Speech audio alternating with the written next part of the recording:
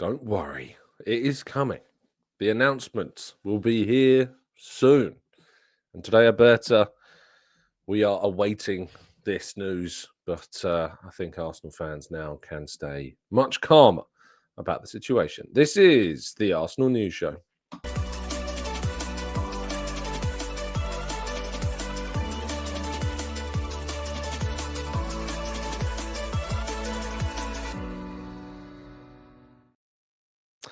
Hello and welcome to the Gooner Talk, back again with you guys and girls for another episode of what is our Arsenal News Show. Joining you every single morning at 8 a.m. UK time, giving you that reminder, of course, that tomorrow the clocks here and in other places around the world are indeed going forwards tomorrow. So that will mean that for those that aren't experiencing daylight savings, tomorrow, that show will be an hour earlier for you than it is usually. For everybody else, of course, that will be going through daylight savings, well, you just need to get up at 8 o'clock, your local time, and that is when the show will be. Good morning to those joining us in the chat box. Hope you're doing well. Hope you're doing good. Wow, that's never done it that way around before. That felt wrong. Mike, good morning to you, to Black Shine, to Morsika, to Matt G, to Jason, to Tom, to Shiv, Arasilki, Paul, Glenn, James, Lee. Good morning to Trevor and John and Brian, Carlton, Jack. We've got Vishetu.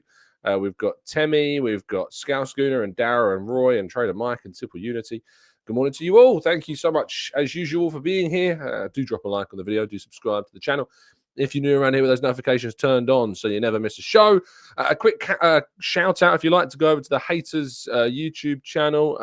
Go and give a listen to my chat with Nick Callow of Haters TV. It's, I think, one of the most recent uploads on the channel. Who is Andrea Berta? I sat down with Nick for an in-depth chat about who exactly the Italian sporting director is. We're going to be talking a bit more about him a little bit later on in today's show, and plenty of your questions, of course, as well in part 2. But we're going to jump into today's stories first, and we begin with a nice, uplifting Saturday morning story for you.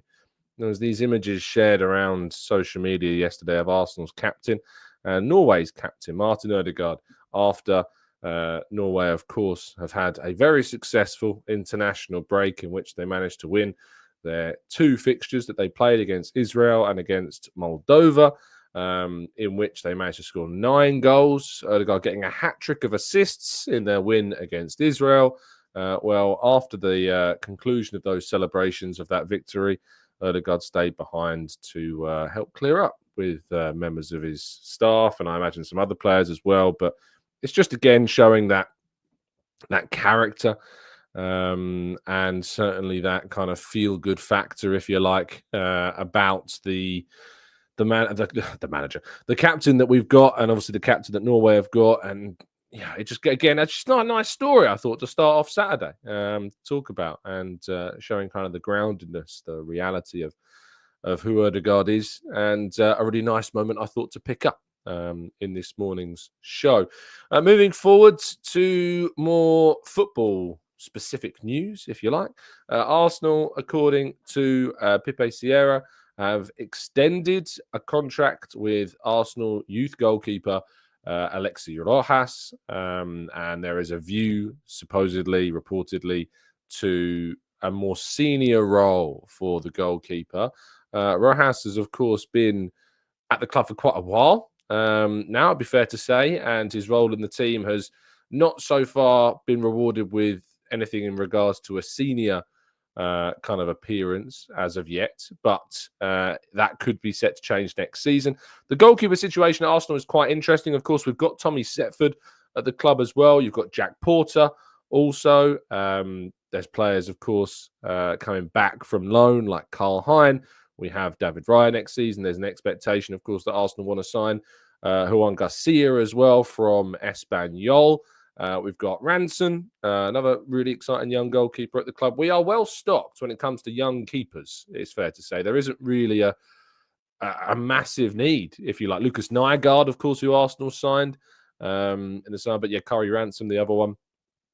Also, Alexie Rojas, of course, being of Colombian heritage, means that he has represented Colombia and won a bronze medal at the South American Under-20 Championship as well, which is absolutely fantastic for him also. So he's got that kind of extra experience, if you like, playing internationally as well, which is also very good. But maybe Setford will go on loan. Maybe Rojas will be the third choice next season. That could be what happens in the next campaign. But yeah, I think it's a good bit of news for Arsenal. And obviously, it's nice to see some of our young players getting new contracts, of course, as well.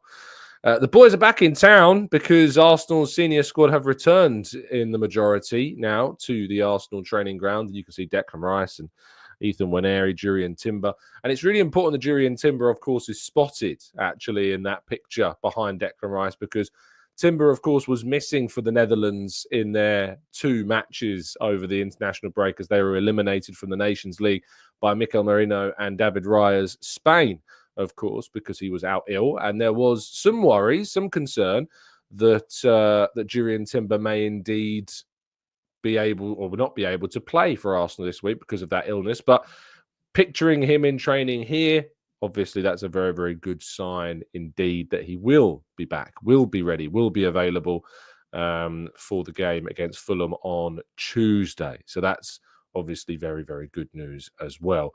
But the big news, of course, expected to be announced very soon. It wasn't yesterday. Of course, we did see some claims that Andrea Berta could be announced yesterday. That didn't happen.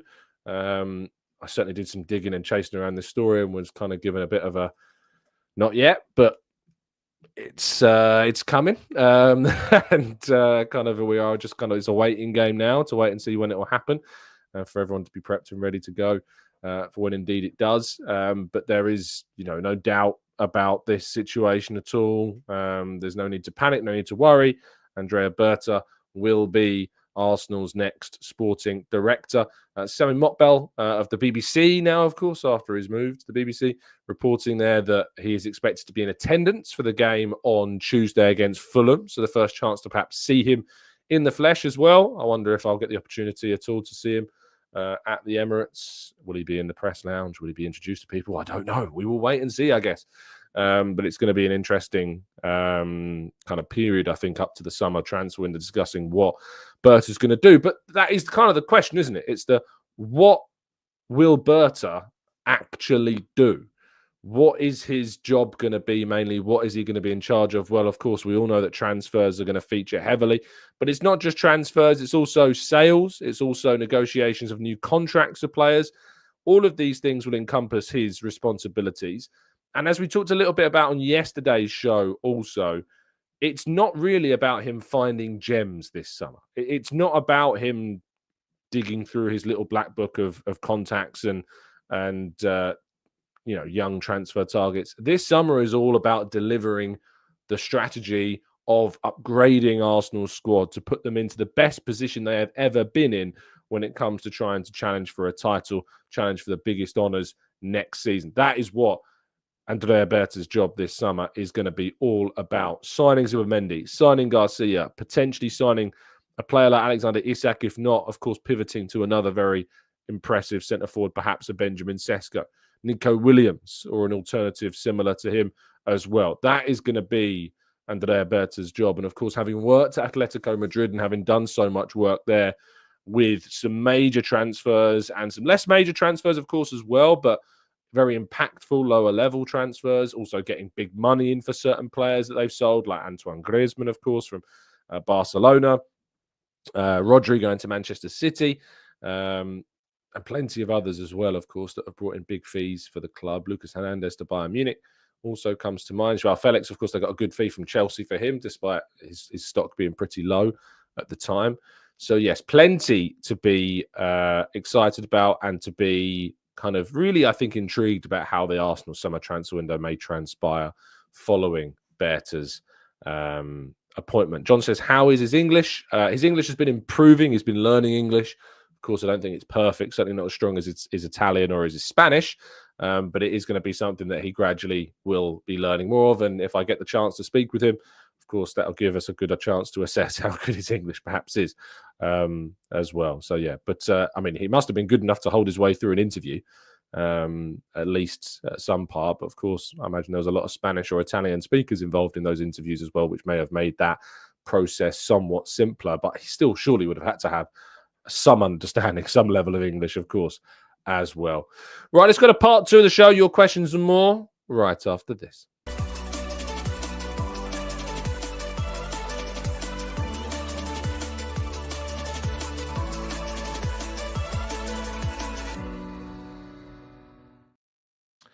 Okay, this is part 2 of the show. We'll be tackling some of your questions. So if you've got some, now is the time to throw them into the chat. Drop them in the chat box, and I'll do my absolute best to try and address them and answer them as best I possibly can. Adam says, not as good as Italian. He is Italian. Tell me I'm wrong, Adam. Tell me I'm wrong. Tell me I'm wrong, mate. John says, use small words. As a past teacher, I'm sure that you had to have some real humdingers that would flummox him as well. Aiden says, any comment on the possible Real Madrid suspensions? Not yet, Aiden. Aiden, sorry, no word as of yet. Of course, as soon as there if there are any developments on that story, you can be sure that we'll be discussing them in the show. So don't worry, we will be talking about that as when and soon that there is the opportunity to do so. Lloyd says the man needs to hit the ground running, get new deals for our boys done, and get all the transfers targets in place for us to sign them. I think it's going to be the other way around. I think you're going to see transfers first, then probably contract extensions. I think the focus from now up until at least our business in the summer is done will be on transfers, and then after that there'll be a greater emphasis on contract negotiations throughout the course of the season when Berta's attention is very much more there as well. Richard says, any word on a new centre half? Not yet. If there is the chance for Berta to be a little bit more exploratory in his business in the summer, I think that's probably the area that we might see that happen. If there is to be kind of an addition that we aren't really predicting, I imagine it's probably going to be a defensive target from him, a name that we've not really discussed as much. That might be where Andrea Berta tends to look to utilize some of his more broader scouting ability with, of course, the scouting network that we've already got at Arsenal, which is extensive. SNGC says, Tom, good morning. Did you see the reports that Liverpool are heavily linked with Isak? Do you think that we have any chance? I need him badly. And maybe Barcola. I think if you're hanging your hopes on a signing of Isak in the summer, I think you're going to be disappointed. I'm sorry to burst that bubble, but I just realistically don't see Arsenal signing Isak. Liverpool, if they have a chance of signing him, I think it'll be because Salah goes. I'd be surprised if they ended up renewing Salah's contract and also signing Alexander Isak. I mean, that would be an incredible front line, of course, as well. But I think it will be a case of if they lose Salah, they'll probably be more inclined to make a big move for Isak. But it's still going to cost a huge sum of money to get Isak through the door. And that's why I can't really see Arsenal making a switch for him. Vivian says, any news on Calafiori? I think somebody else asked about Calafiori as well earlier on in the chat as well. Again, we'll find out more about Calafiori on, John did as well, on Monday. Mikel Arteta will be speaking to the press ahead of the game against Fulham on Monday morning. Of course, I'll be there for that and we'll get some information about Calafiori. I was told that, those reports that we heard from Italy are pretty, that would be fair to say that those reports that have come out about 2 to 3 weeks, probably fair. Hopefully won't be any longer than that, but we'll get more information and clarity on that on Monday. Ramsey says, is an apple an appropriate breakfast food? I mean, if you're just having an apple, low in calories, 1 of your 5 a day. Pretty dull, though. pretty dull. I think I'm having a salt beef bagel this morning. I'll be having a brunch rather than a breakfast today. I'll be combining the two. Usually on the weekends, we have like a local bagel shop that opens here only on weekends, and so I tend to frequent that for a weekend brunch rather than having a breakfast and a lunch, because a bagel's quite big. So combine the two. SN says, interesting point of view with Salah, but I think Isak is tempted to go to Liverpool because Salah and Van Dijk maybe are staying, perhaps, but they're still going to have to spend huge sums of money, of course, to get Isak through the door. Newcastle don't have to sell. I'm trying to think the last time that they spent even close to that. Darwin Nunez was their most expensive ever signing, I think, and it has not gone down well. So it might be a little bit off-putting, the price tag that Newcastle will set on Isak. Let's go to Kirill says, I prefer bananas with yogurt and blueberries in the morning. How very healthy. Stevie says, hi, Tom. What are your thoughts on Ekatike? Good player, exciting talent, of course. I think there are players, as I've mentioned on the show before, that I think I rate higher than him, but certainly is a player that I think will be on Arsenal's radar going into that summer transfer window. Richard says, Tom, I think more work to keep Heaven should have been made. He's looked quality. What are your thoughts? I mean, what more work do you want, Richard? What work are you aware of that did or didn't happen regarding Arsenal's attempts to keep Aiden Heaven? What are you aware of that they did or didn't do that you felt they should have done more? Arsenal offered him a very good contract for a player of his age group. Man United offer him a level of contract that Arsenal simply weren't willing to match. So I don't really know what more Arsenal could have done realistically.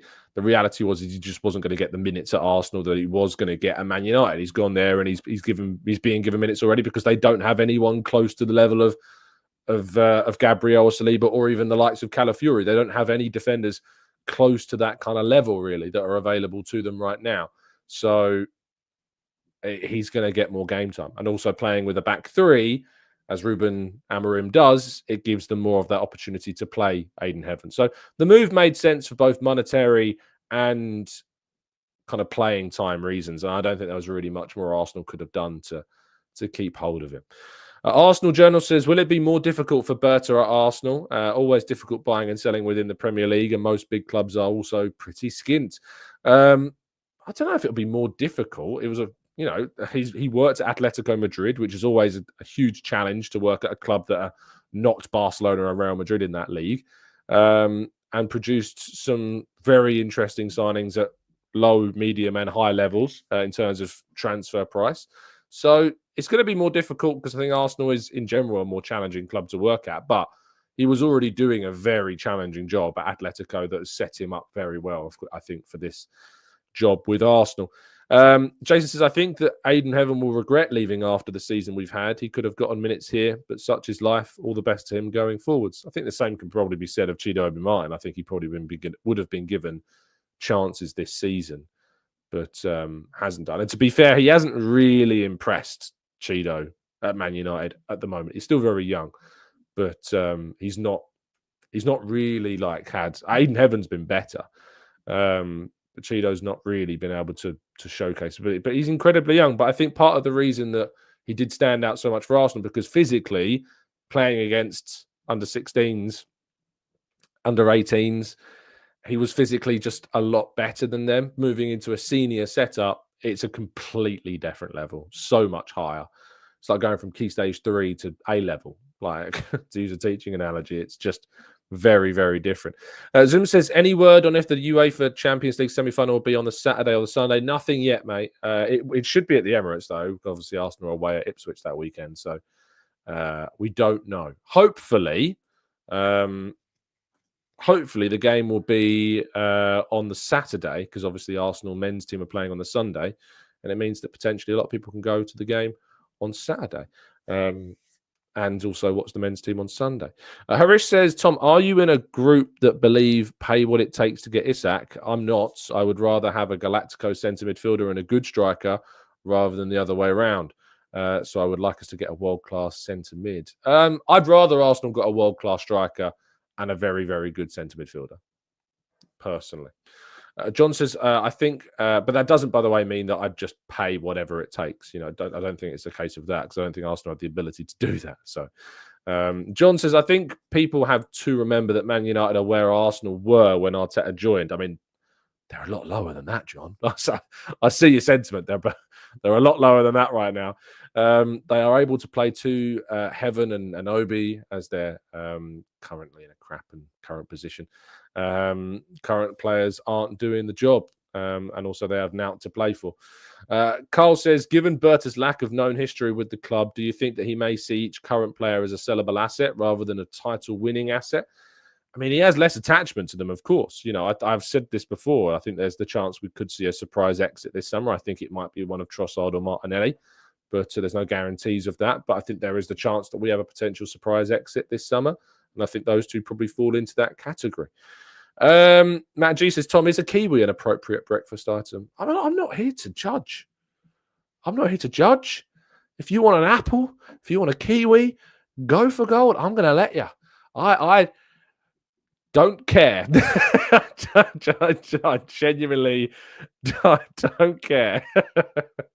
I can give you my opinion on it, but you do you, Matt. Like you do you, mate. Richard says, I think we're sleeping on Jonathan David a bit. Obviously, he's a free transfer this summer. And I think that he will get a move to a very good club. But is it the right move for Arsenal? Would he choose Arsenal if he knows that Arsenal are going to invest heavily in another centre forward?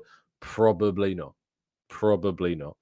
Ideally, says Fuad, who would you like to play the 8 next season? Either a player that we have now or in the transfer. I think Declan Rice is going to be the 8. Zubimendi coming in. It's going to be Zubi, Rice and Odegaard. I imagine that will be our midfield for the majority of games next season. Jason says, Tom has just given the go-ahead for beer for breakfast. No judgment. You do what you want, Jason. you do you, mate. As long as I'm not having to have beer for breakfast, that's it's fine by me. John says, I'll tell you what. What's an appropriate breakfast item. TGT. That's what. There you go. See, that's the level of community that we have here.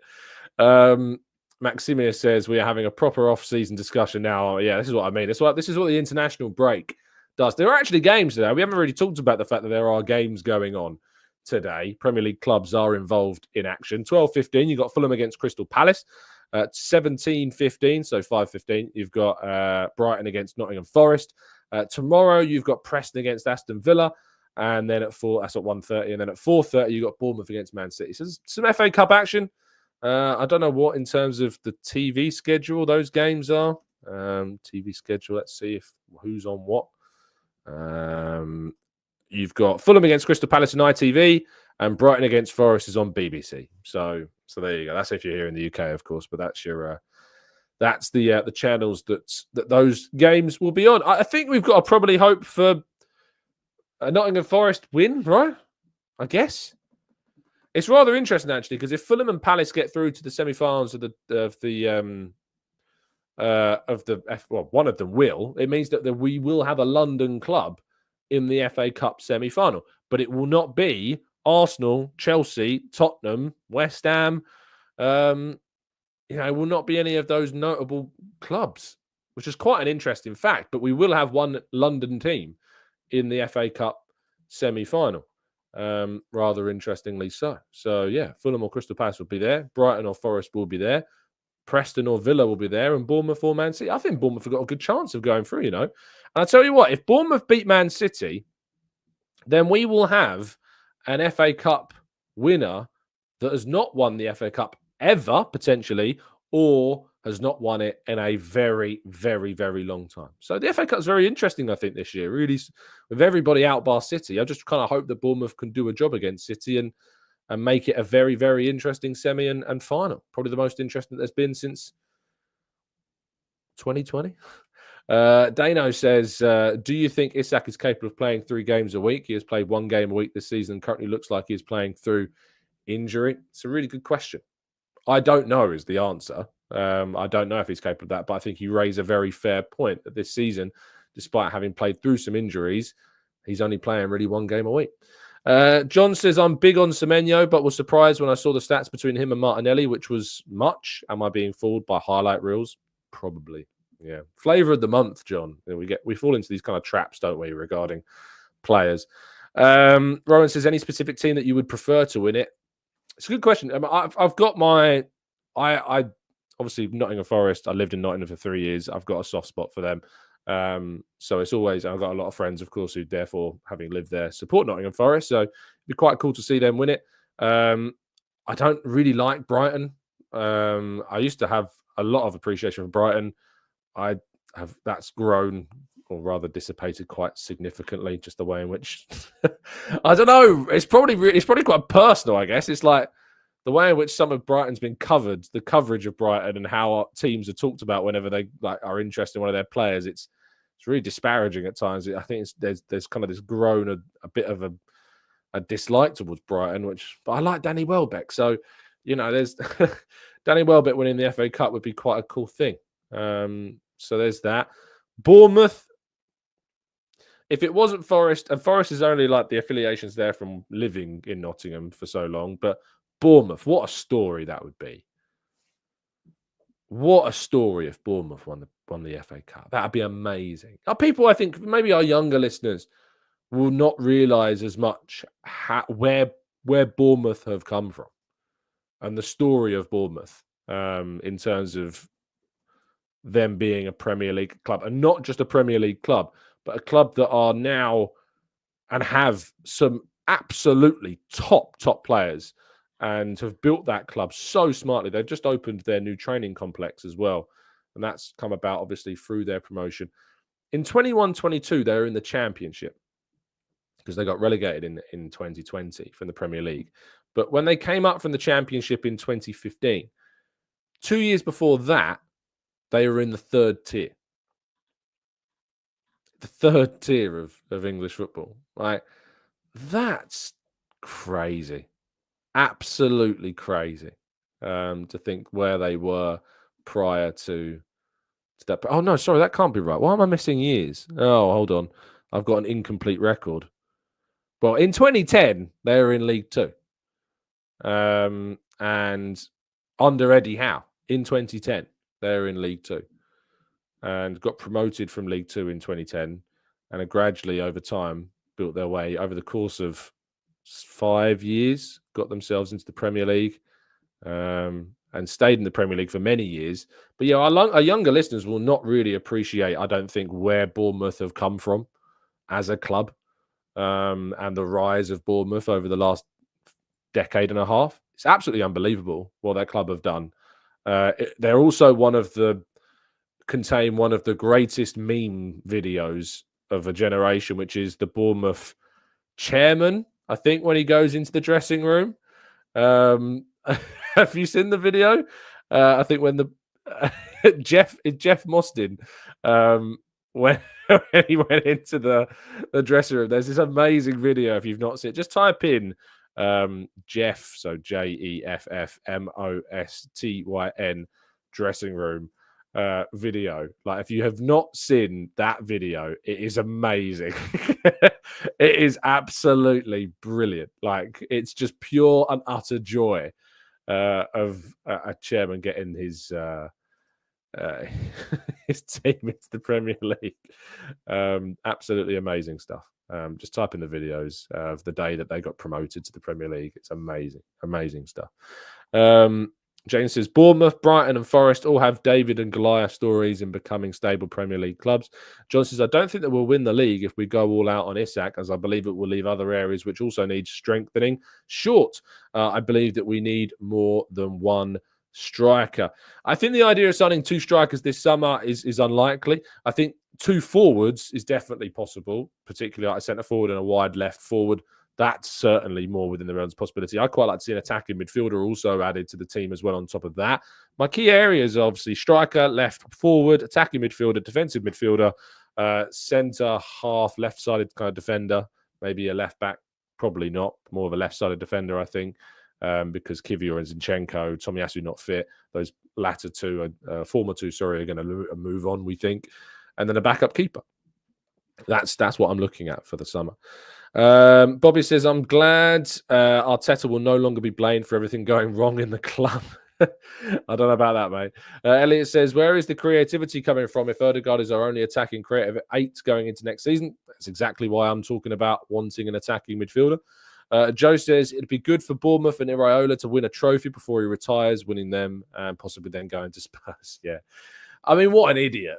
If he goes to Spurs, like getting Bournemouth to where they are, and then taking that job is the worst. It genuinely is one of the worst jobs a manager can take, that Tottenham job. If you're a coach at an up-and-coming club like a Thomas Frank at Brentford, what he's done there, even Eddie Howe, like that move to Newcastle was such a better choice than going to Tottenham. The Newcastle job was way better than the Tottenham job. So much better than the Tottenham job.